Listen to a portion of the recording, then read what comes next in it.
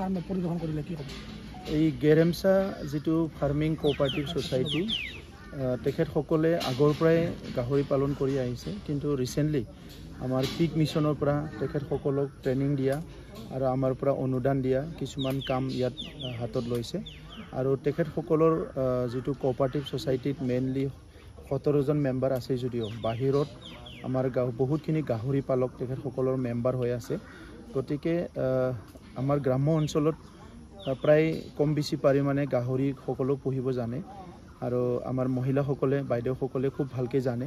সেইকাৰণে তেখেতসকলক অলপমান ট্ৰেইনিং দি পেলাই আৰু একেলগে টিমত কাম কৰিলে খুব সফল হয়।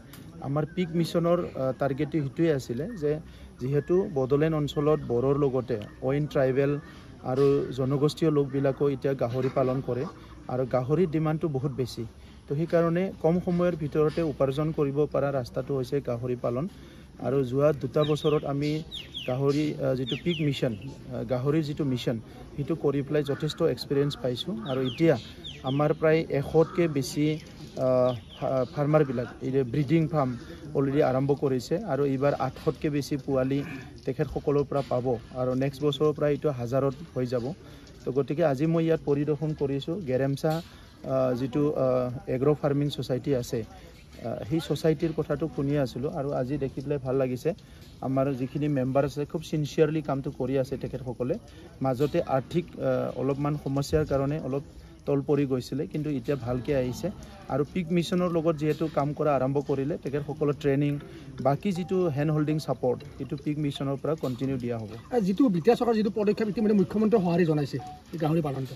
চাওক, এণ্টায়াৰ নৰ্থ ইষ্টত প্ৰায় মেক্সিমাম মানুহে গাহৰি খায় আৰু বহুত বছৰৰ পৰা আমি জানো যে ট্ৰেইনে গাহৰি আহে, ট্ৰাকে গাহৰি আহে। গতিকে সেইটো আমাৰ খাদ্যৰ লগতে ডাঙৰ এটা অৰ্থনীতি হ'ব পাৰে, যিটো নেকি সকলো ফিল কৰে, সকলো বিচাৰে।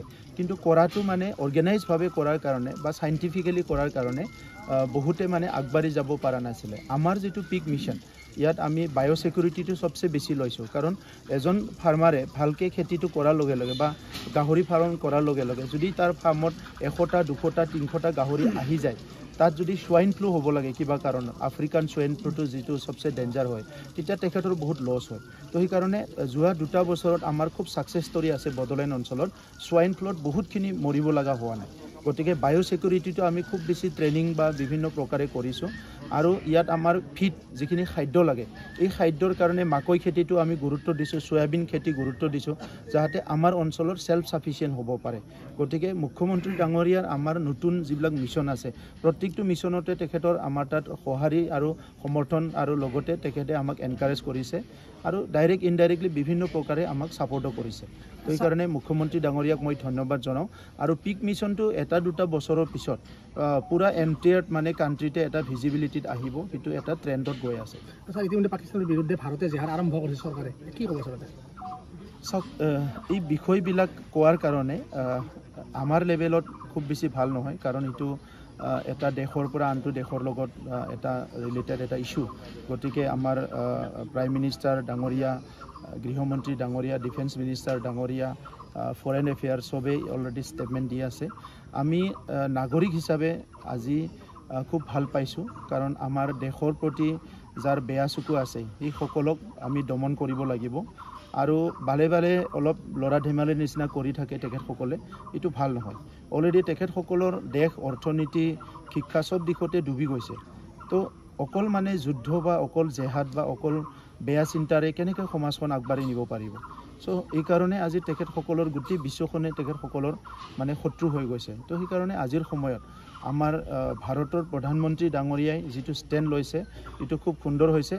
আমি সকলো প্ৰধানমন্ত্ৰী ডাঙৰীয়াৰ লগত আছোঁ ভাৰতৰ ৰক্ষাৰ কাৰণে, ভাৰতৰ নাগৰিকসকল ৰক্ষাৰ কাৰণে আৰু ভাৰতখন সকলো দিশৰ পৰা সুৰক্ষিত কৰাৰ কাৰণে আমাৰ দেশৰ নেতাবিলাক কেতিয়াও পিছুৱাই থকা নাই। আৰু আজি প্ৰধানমন্ত্ৰী ডাঙৰীয়াই যিটো একশ্যন ল'লে, সেইটোৰ দ্বাৰা গোটেই বিশ্বক দেখুৱাই দিলে যে ভাৰতৰ ফালে যদি কোনোবা বেয়া চকুৰে চায়, ইয়াত ভাৰতে কোনোদিনে সহ্য নকৰে।